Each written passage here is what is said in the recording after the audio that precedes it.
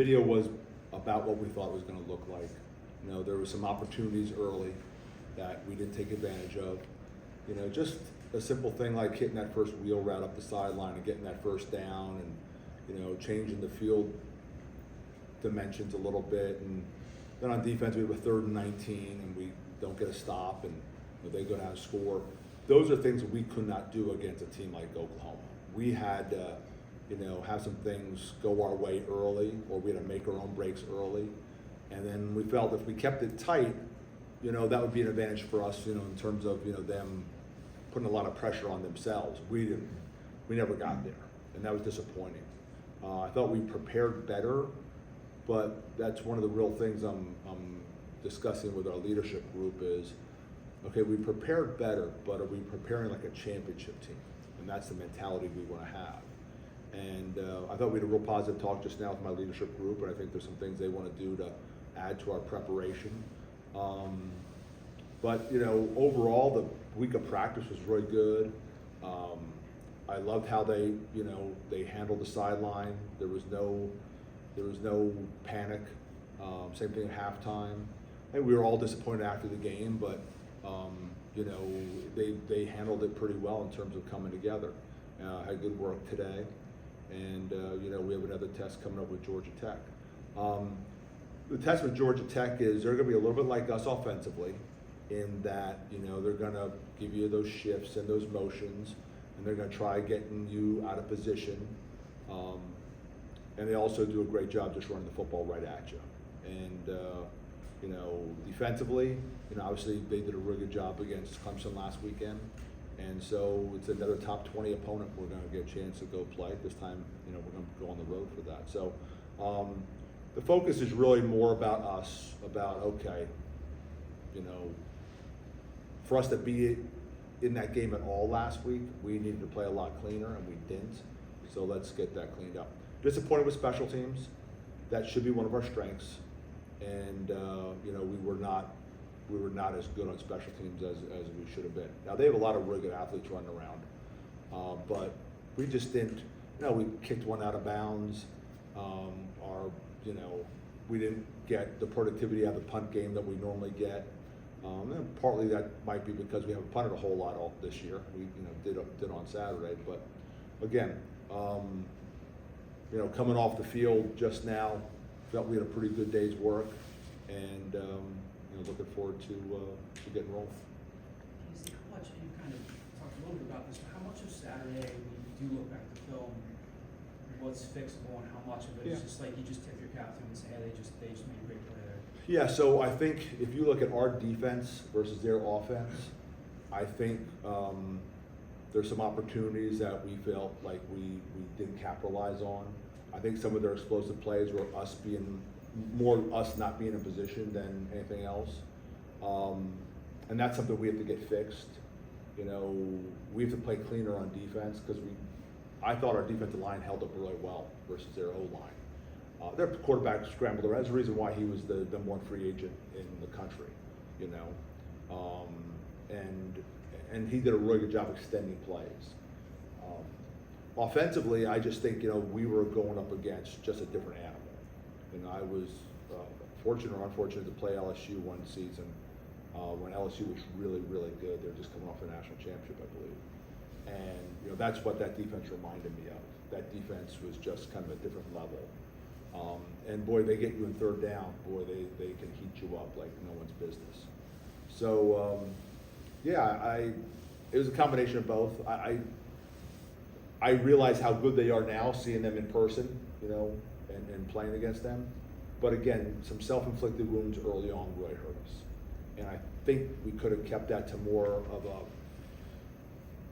24-10 game, you know, and then if it's that, and then you make a play, and all of a sudden they start, you know, tightening up a little bit because this was not what they expected, that's how you win those games. We just never got ourselves in that situation, which was disappointing. Is this another, or it is getting discussed as another Heisman Trophy candidate quarterback who runs the ball maybe by volume as much as Mateer? Is he run it different? Well, he's a big man now. I mean, I remember him when he was at A&M, when I was at Sam Houston, and he's a big individual, and he's gonna run downhill at you. And they're definitely, you know, got the run game, you know, going. That's kind of what they're living on right now. So yeah, I think we probably got a little bit more tempo from Oklahoma than we'll get from Georgia Tech.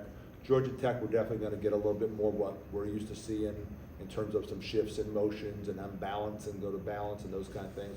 So they're going to make you think, and a lot of that is trying to get some you know, gap schemes where they're going to run the ball right downhill. The difference between the two of us is we're more zone oriented in a run game. They're definitely more gap oriented, and you know, it's again going to be another great test for our defensive line. And I thought last week, you know, you could see us match up a little bit, our D line versus their O line. It's just, you know, we misaligned a couple times and gave up some big plays, and we had some opportunities to get some sacks, and we didn't get those sacks. So you know, it's another challenge.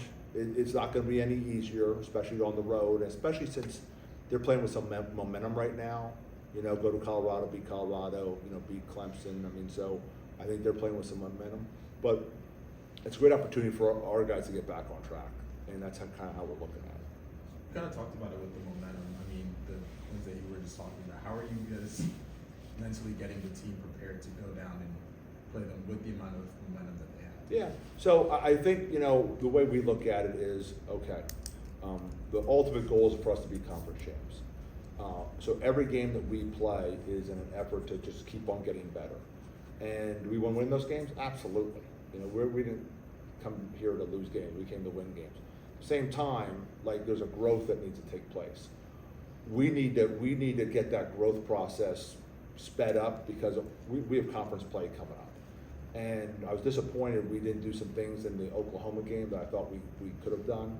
We got to get those things cleaned. We got to get our special teams cleaned up. We got to play cleaner on defense in terms of alignment and assignment.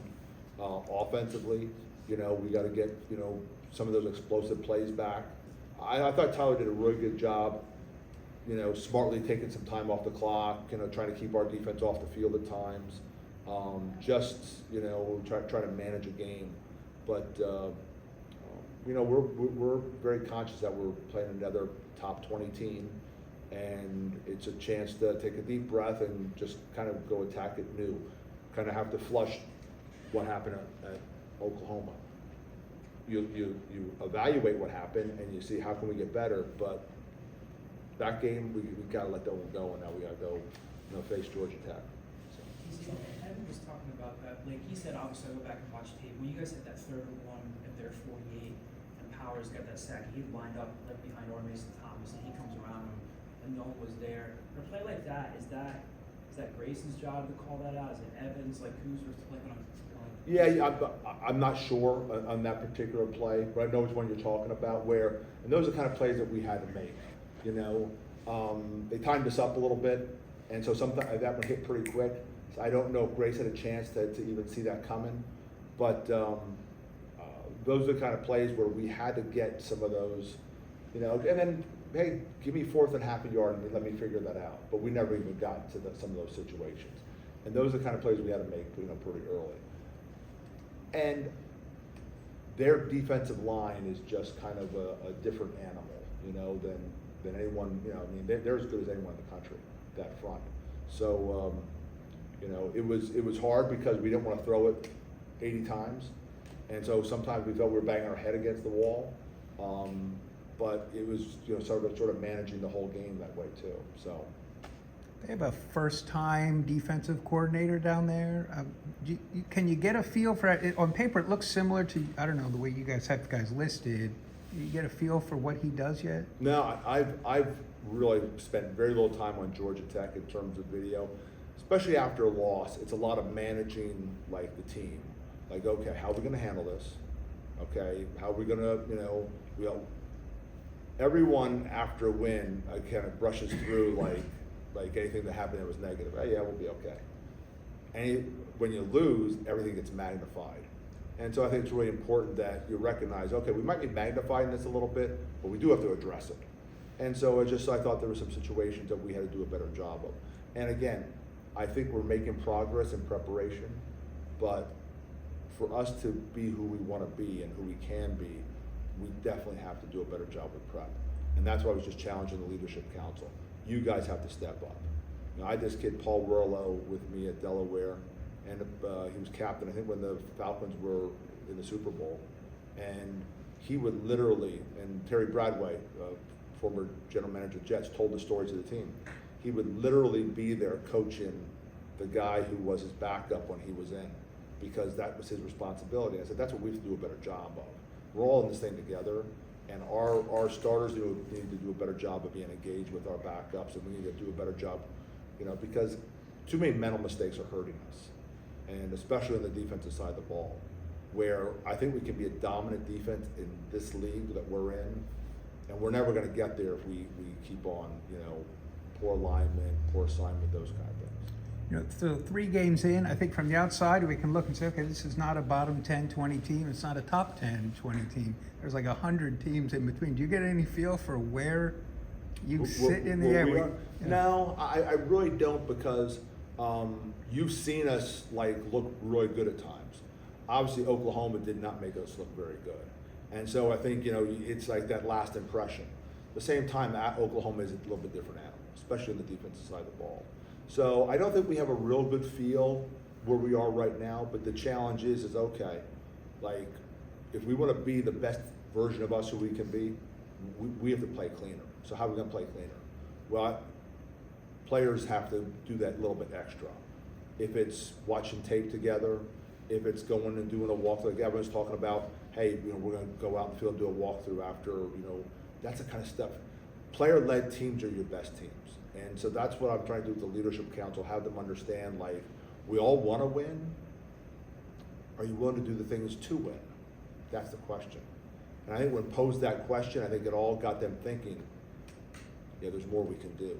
And so that's my challenge. My challenge is to have, you know, develop a culture where that it's not uncommon that the guys are going out on that field on their own to get that extra work in, to make sure everyone's on the same page for tomorrow's practice. Coach, Javier wasn't practicing. Yeah, no. So he turned an ankle. Was not a high ankle from what we understand, more of a low ankle. So we got him in a boot. He'll probably be in a boot till, you know, Wednesday or so, and then we'll probably have more information on him. But he's played really well, and it'd be, you know, a shame not to have him for Georgia Tech. But right now the indication was it was more of a low ankle than a high ankle. He isn't able to play. Do you expect more to be like Dante or like Pulot and get him? Yeah, probably a combination of both. So yeah, we're figuring that out right now. You know, I know we had a short practice today, and Brian had both those guys out there playing. So we will rotate a lot of bodies on defense, and so don't be surprised if you see both Pooh out there and Dante, yes. You got a bye week next week. Not that I'm looking at that ahead in that sense, but you've gone very heavily with sort of the ones, right? I mean, you rotate a lot of guys on defense, especially on the offense, the ones. When you start to, you know, consider, you know, working, I can even point particular guys like Kevin Terry or other guys who is that something that waits till the bye week to get a longer look at? You start Yeah, I mean, I think, considering you know, personnel? the whole purpose is try to win the game, so you want to play the guys who can help you win. And defensively, we have more bodies right now than we have offensively. During that bye week, you definitely want to get some young guns work. You know, some of those guys who, and I call it young guns because typically it's a lot of those younger guys, but just guys who need work at all. Kevin Terry is a great example, a guy who just might need to play some more snaps right now. You know, do I think Kevin Terry's 100% yet? He's on his way back to getting to 100%, but he's getting close. He needs to play some football.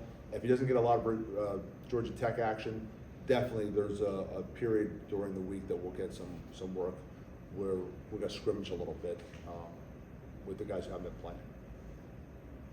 How much time do you spend, how much time do you now spend with the offensive line? Obviously, you worked very closely after a game like that, and you said that defensive line against Oklahoma was a different animal, different speed. I think last week you said it was a different take. How much do you spend with them and say, okay, now you can see? Well, and Al does such a great job with that. It's like, okay, now you understand why I am so adamant about your technique, because you have no chance against superior athletes like this unless you're using perfect technique.